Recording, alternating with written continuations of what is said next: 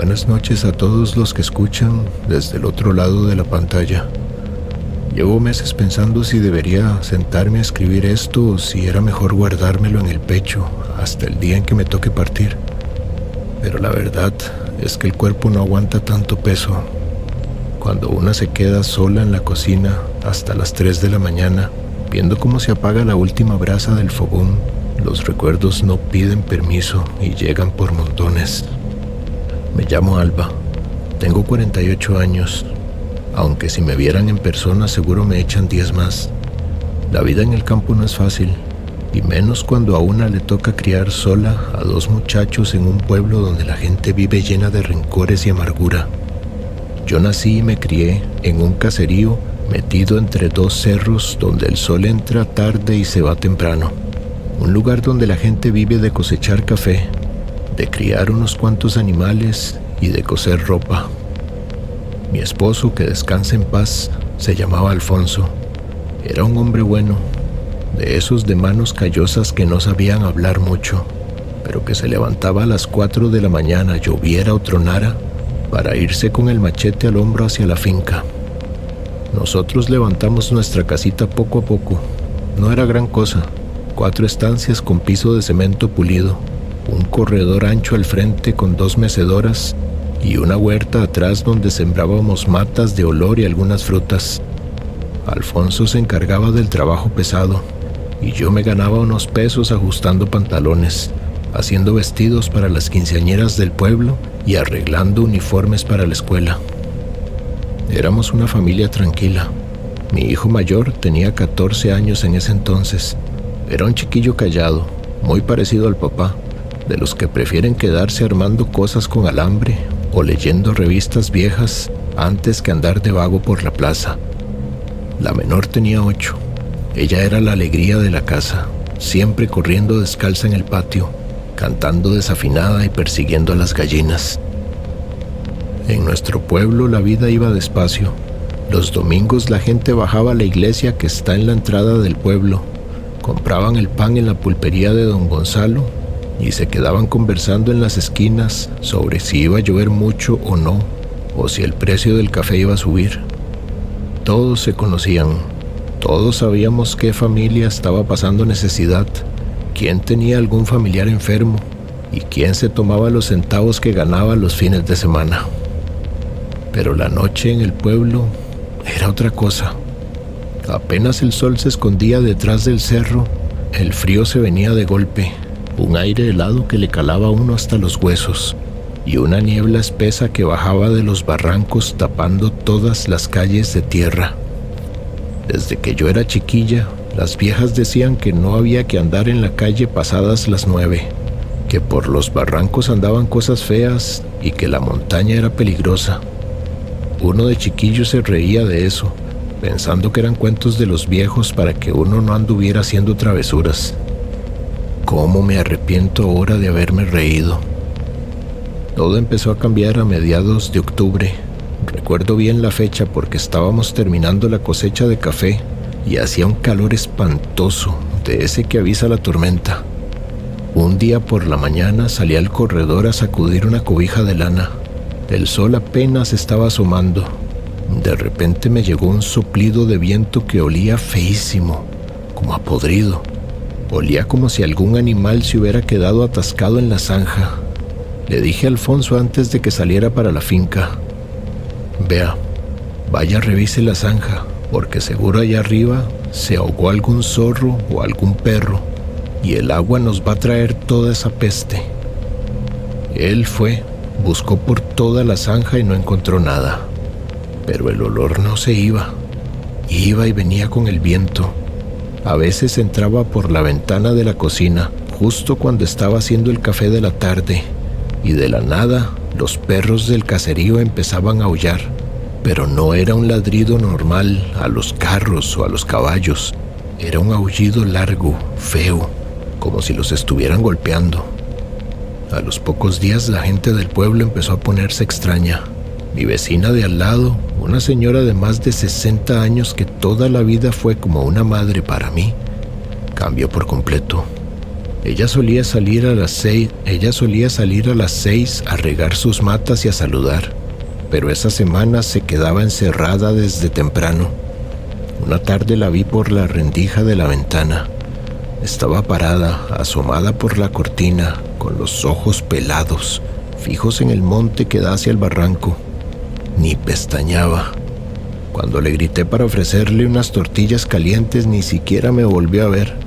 Solo cerró la cortina de golpe. Esa misma semana los animales de los hermanos Morales amanecieron asustados. Los bueyes rompieron el encierro de alambre de púas y desaparecieron corriendo desbocados por la calle principal. Uno de ellos tenía la piel del lomo desgarrada, como si algo le hubiera pasado unas uñas gruesas de arriba a abajo. Don Manuel Morales dijo que seguro había sido un puma que bajó del cerro por el frío, pero la gente en la pulpería comenzó a murmurar otra cosa. «Eso no es un animal del monte», decía un muchacho joven en el mostrador. «En el caserío de arriba dicen que por las noches se escucha gente haciendo oraciones que parecen ritos, que hay gente rara subiendo por la colina con linternas». Alfonso, mi esposo, llegó a la casa esa noche muy serio. Cenó en silencio, apenas probó el picadillo de papa y la sopa. «¿Qué le pasa, viejo?», le pregunté mientras le servía una jarra de agua dulce. Él se quedó viendo sus manos. Las tenía sucias de tierra. «Hay mala vibra en la calle, Alba. La gente anda armada. Don Bernardo andaba hoy con una escopeta montada en la carreta. Dice que anoche le trataron de abrir el candado del chiquero y no eran ladrones del pueblo, porque cuando salió a tirar un tiro al aire, lo que escuchó moverse al borde del monte no caminaba como persona, pero tampoco como animal. Sonaba como si se arrastrara por la tierra». A mí se me erizó la piel. Abracé a la chiquita que estaba durmiendo en el sillón y le dije a Alfonso que le pusiera doble tranca a la puerta trasera. La verdadera pesadilla reventó una noche de viernes. La niebla estaba tan baja que no se veía ni la luz del poste que estaba a 20 metros de la casa. En plena madrugada nos despertó el llanto desgarrador de una mujer. Un grito horrible, feo, de esos que solo pega una madre cuando le pasa lo peor. Alfonso saltó de la cama, agarró el foco y el machete. Yo me puse la bata por encima y lo seguí hasta el corredor, rogándole que no saliera. Toda la cuadra estaba afuera. Las luces de los focos cortaban la niebla por todas partes. El llanto venía de la casa de la familia Vargas, que eran los que vivían pegados al barranco. La chiquita de ellos, que era una bebé de apenas 14 meses, se había desaparecido de su cuna. La mamá lloraba hincada en el barro del patio, en pijama, gritando que la ventana del cuarto estaba abierta de par en par, que la cuna estaba toda llena de barro y que no estaba su cobija. Un barro que olía a ese mismo olor feo que yo había sentido semanas atrás. Esa misma noche el pueblo se alborotó. Nadie pudo pegar el ojo en toda la noche. Los hombres se juntaron con palos, machetes y escopetas. Se metieron al monte buscando a la niña. Buscaron por el río, por los cafetales, por las zanjas, pero no había nada. Ni un pedazo de ropa, ni una huella. Era como si la bebé se hubiera esfumado. A los 3 días la policía llegó a ver qué había pasado. Vinieron solo 2 oficiales, apuntaron 4 cosas en una libreta, hablaron con los papás de la niña y dijeron lo de siempre, que seguro un animal del monte se la había llevado o que algún extraño entró a robársela. Se fueron al mediodía y no volvieron más. Ese fue el gran error. Cuando la autoridad no hace nada, la gente asustada se vuelve loca. En la pulpería de don Gonzalo ya nadie hablaba del trabajo. Los hombres no iban a las fincas. Se juntaban en las esquinas a tomar guaro para darse valor y alimentarse la rabia.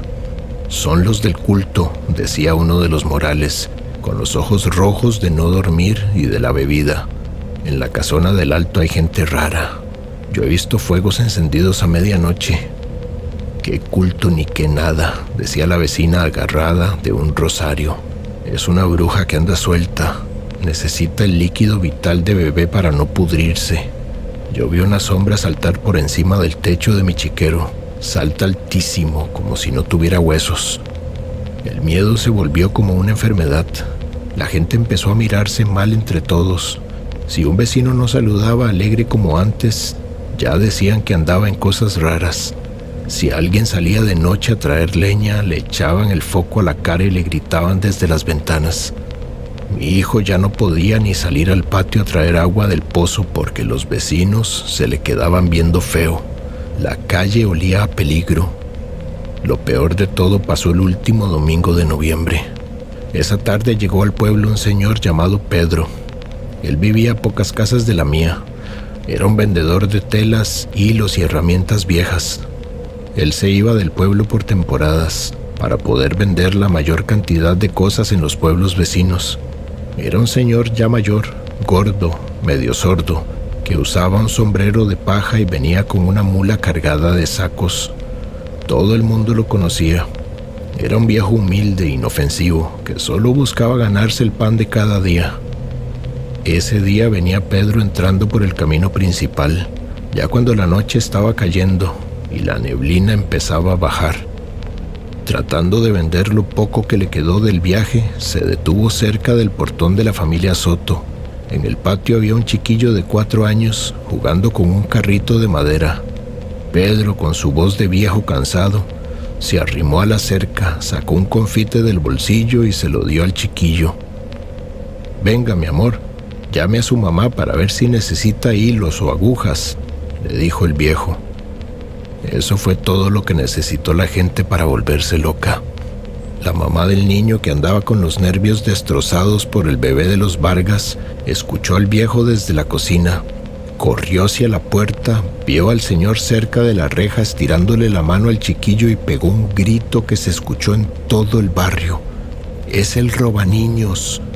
Aquí está el que se lleva a los niños. ¡Ayuda!». En menos de 2 minutos salieron hombres de todas las casas. Salieron con garrotes, con palos de leña, con machetes, con lo que encontraron. Andaban furiosos y tomados. Alfonso y yo salimos corriendo cuando oímos los gritos.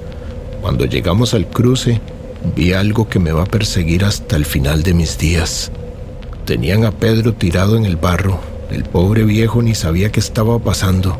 Lloraba, pedía perdón, suplicaba.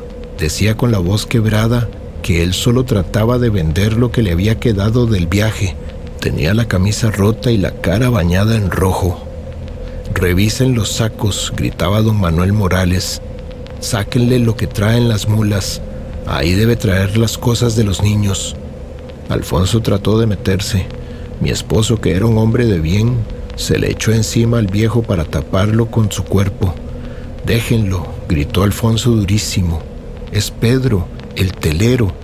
Todos lo conocemos, no sean animales». Pero la gente ya no escuchaba. Parecían fieras. Tenían los ojos pelados, llenos de odio y ciegos de miedo. Alguien, nunca supe quién entre tanta gente, agarró un trozo de madera grueso y le pegó a Alfonso en la cabeza por detrás. Vi a mi esposo caer a un lado, desmayado, echando sangre por la oreja. Cuando intenté correr a animarlo, 2 mujeres del pueblo me agarraron de los brazos y me tiraron contra la cerca. «Deje que hagan justicia, Alba», me gritó mi vecina con una cara de loca que me dio más miedo que cualquier otra cosa. «Si no, ese monstruo se va a llevar a su hija también». Lo que le hicieron a Pedro no se lo deseo ni a mi peor enemigo. Lo patearon en el suelo hasta que dejó de gritar. Luego, entre 4 hombres, lo arrastraron hasta el centro de la plaza, frente a la iglesia. Trajeron un galón de canfín y le prendieron fuego en medio de la noche. El olor, Dios mío, el olor. Ese olor a carne quemada era insoportable. El pueblo entero estaba alrededor del fuego. Todos estaban callados, viendo cómo se quemaba un hombre inocente. Estaban en silencio y solo se oía el ruido del fuego y los resoplidos de los hombres armados. Pensaban que acabando con la vida de ese hombre, habían acabado con el problema. Pensaban que todo se había terminado ahí. Llevé a Alfonso junto con mi hijo a la casa como pude. El pobre chiquillo iba llorando asustadísimo. Le lavé la herida de la cabeza con agua hervida y romero, pero él ya no volvió a ser el mismo. Esa noche algo se le apagó por dentro. Ver a sus propios vecinos, a la gente con la que había crecido y trabajado toda la vida, convertidos en salvajes, eso le rompió el corazón. El pueblo parecía desierto los días siguientes. Había un ambiente cargado de culpa. La gente caminaba mirando para el piso. En la plaza quedó una mancha negra de ceniza que ni las lluvias más fuertes pudieron quitar. La policía llegó el martes, tomó fotos de la mancha negra, puso en el reporte que había sido una confusión de la gente y como no había un solo culpable porque todos le habían pegado al señor, no se llevaron a nadie preso. Cosas que pasan en los pueblos, dijeron en las noticias de la radio. Pero la verdad siempre termina saliendo a la luz. 3 días después de lo que pasó en la plaza, bajaron del cerro 3 muchachos que andaban cazando. Venían pálidos, temblando y sin escopetas. Habían encontrado algo en lo profundo del cañón, a casi 3 kilómetros montaña adentro. Había una casona de piedra que estaba en ruinas, abandonada desde los tiempos de mis abuelos. Ahí no había ninguna bruja, ni nada sobrenatural. Lo que había era un campamento improvisado con plásticos negros y troncos.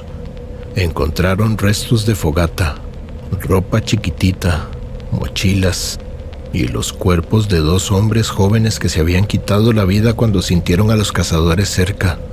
Eran 2 locos de afuera, gente enferma que pertenecía a una secta y llevaban meses escondidos en la montaña, robándose a los niños de los caseríos para hacer sus barbaridades. Ahí estaba la cobijita de la bebé que había desaparecido recientemente.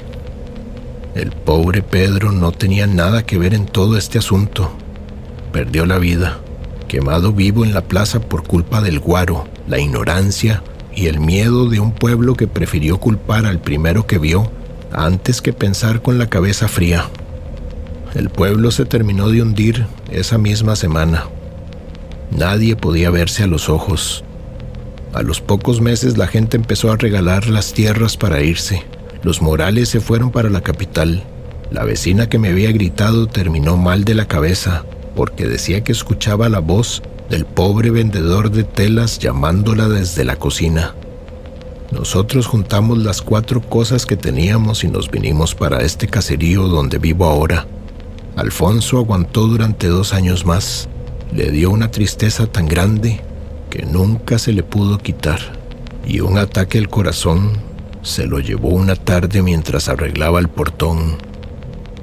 El peligro de verdad no venía del monte, ni de las brujas, ni tampoco de los cuentos de miedo. El peligro más grande es el que la gente lleva dentro cuando deja que el miedo le saque lo salvaje y termine destruyendo la vida de inocentes. En el pueblo, ahí en la plaza, todavía se ve esa mancha negra en el suelo, la mancha de la desgracia que marcó a todos para siempre. Muchas gracias por escucharme. Traten siempre de no volverse ciegos de odio por culpa del miedo. Buenas noches.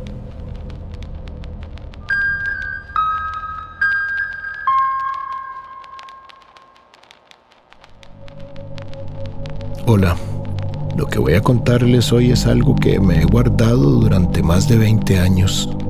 Algo horrible que me hizo la persona que menos esperaba en el mundo. Mi nombre realmente no importa.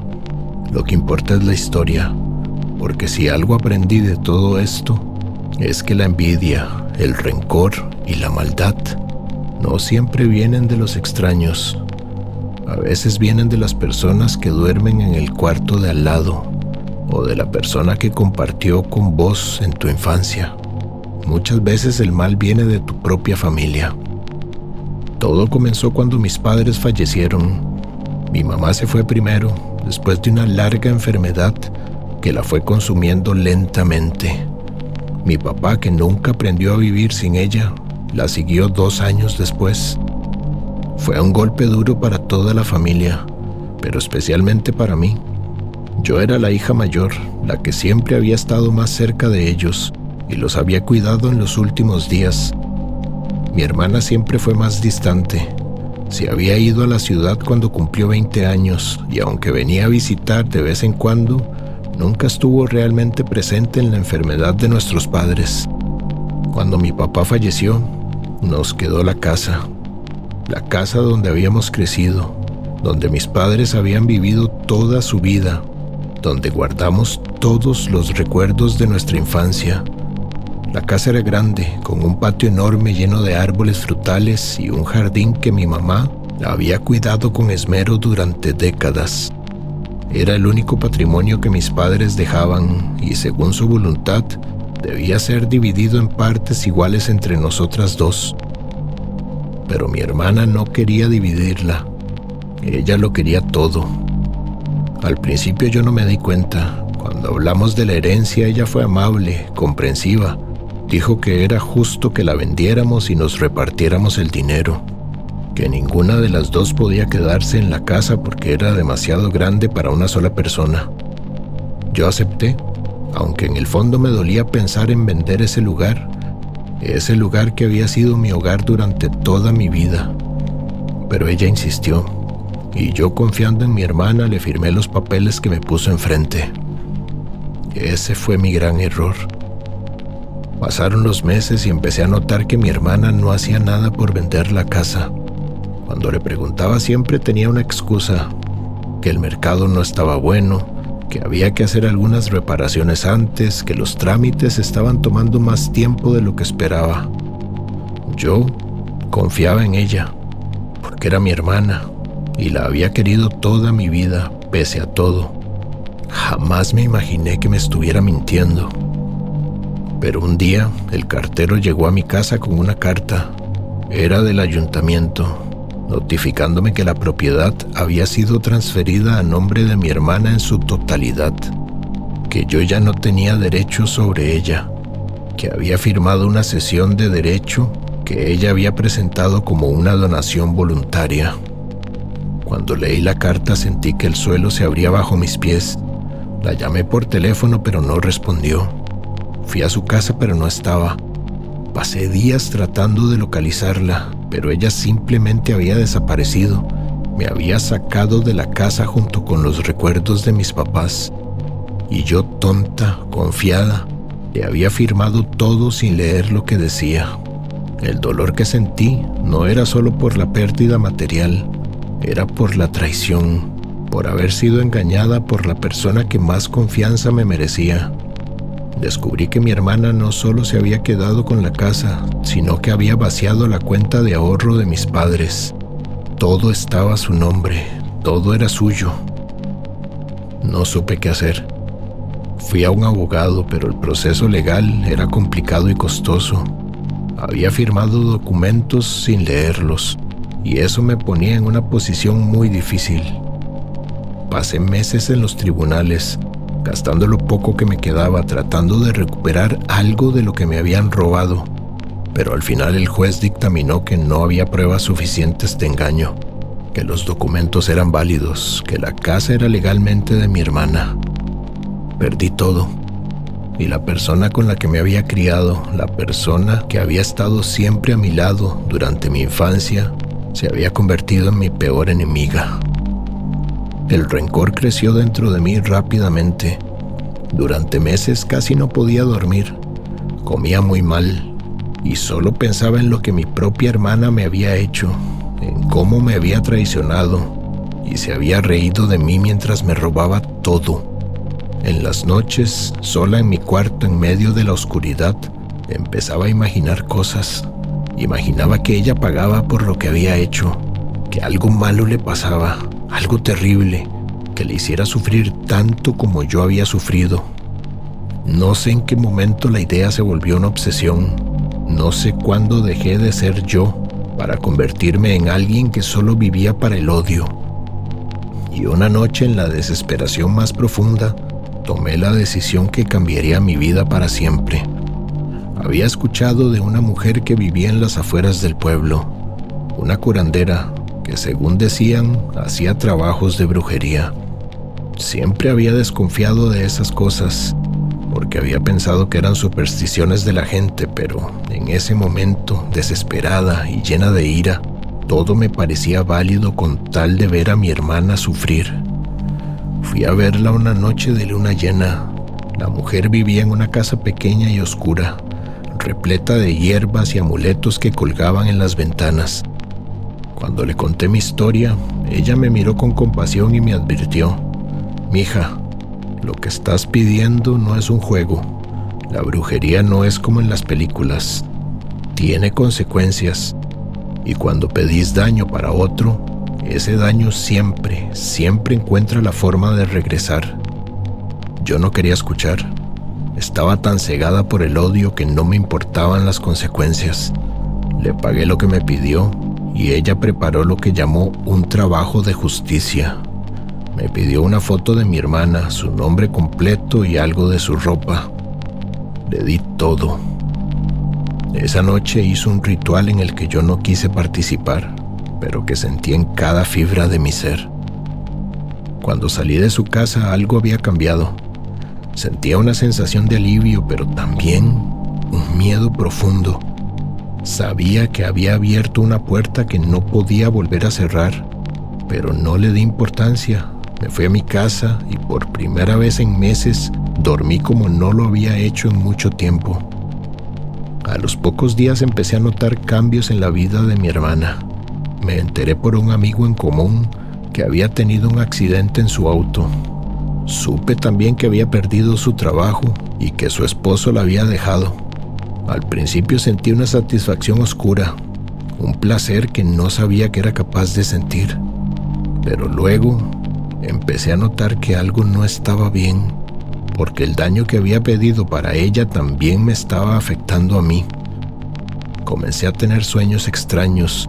En ellos había una figura oscura que se paraba cerca de la puerta de mi cuarto y me miraba en silencio. No podía ver su cara, pero sentía su presencia y su aliento frío en mi piel. En los sueños, la figura me decía que el precio de mi venganza era más alto de lo que había imaginado, que el mal que había invocado no se iría hasta que alguien pagara el costo total. En ese momento las cosas empezaron a empeorar. Mi pareja, que siempre había sido un hombre sano, empezó a enfermarse sin razón aparente. Dolores de cabeza constantes, fatiga extrema y pérdida de peso. Los médicos no podían encontrar la causa y yo, en el fondo, sabía que no la encontrarían. Lo que estaba pasando no era médico, era demoníaco. Mi hijo, que entonces tenía 10 años, comenzó a tener pesadillas. Se despertaba pegando gritos, diciendo que había visto a una mujer con un velo negro que le tapaba toda la cara y extendía sus manos para sujetarlo. Una noche, mientras lo consolaba, vi algo en el reflejo de la ventana, una silueta lo suficientemente clara para que mi corazón se detuviera por un instante. Supe entonces que el mal que había invocado estaba volviendo a mí, que la brujería que había pedido para dañar a mi hermana estaba encontrando su camino de regreso y se estaba llevando todo lo que yo amaba. Fui a ver a la curandera de nuevo, esta vez desesperada. Le conté lo que estaba pasando. Le supliqué que me ayudara a deshacer el hechizo, pero ella negó con la cabeza. «Te lo advertí, mija. Lo que hiciste no se deshace fácilmente. El mal que invocaste ya echó raíces. Pero si querés intentarlo, tendrás que pagar un precio aún más alto». No tenía nada que perder. Le pedí que me ayudara a deshacer el hechizo, a limpiar mi hogar y mi vida de esa oscuridad que había invocado. Ella aceptó, pero me advirtió que el proceso sería difícil y que podía haber consecuencias para mi hermana también. «El mal que le enviaste va a tener que salir por algún lado. Quizás no la destruya, pero la marcará. Y a vos también». Pasamos varias noches haciendo rituales de limpieza. La señora quemaba hierbas, rezaba oraciones en una lengua que no entendía y me hacía bañarme con agua de lluvia y sal. Poco a poco sentí que la oscuridad empezaba a retirarse. Mi pareja empezó a mejorar, las pesadillas de mi hijo cesaron y la presencia en mi casa se desvaneció. Pero mi hermana no salió ilesa. Supo que el accidente, la pérdida de su trabajo y el abandono de su esposo, que todo había sido causado por algo que era más que mala suerte. Y aunque nunca supo que fui yo quien provocó todo, siempre sospechó que alguien le había echado una maldición.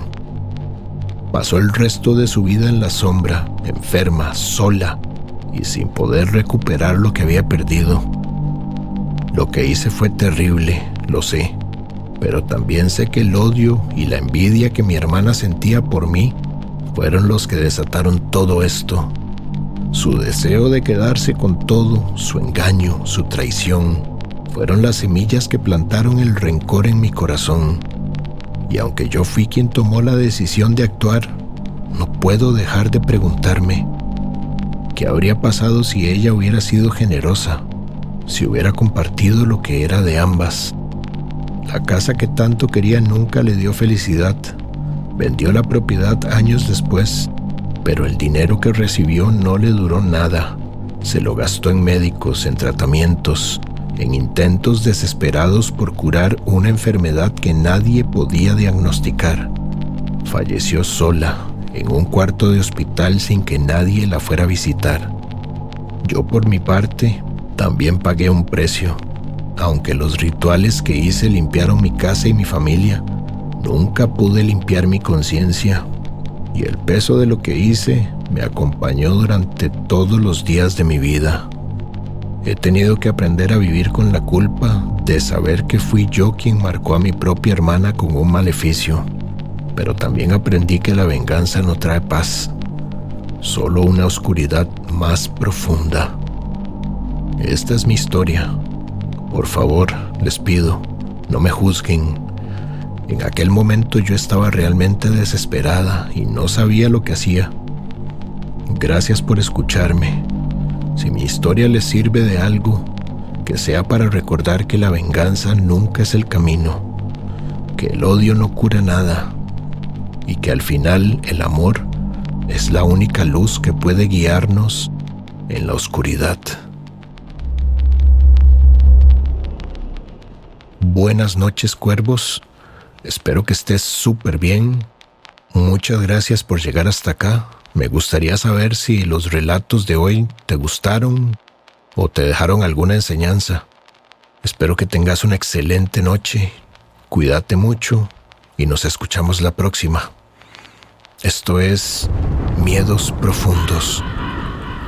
Un saludo de terror.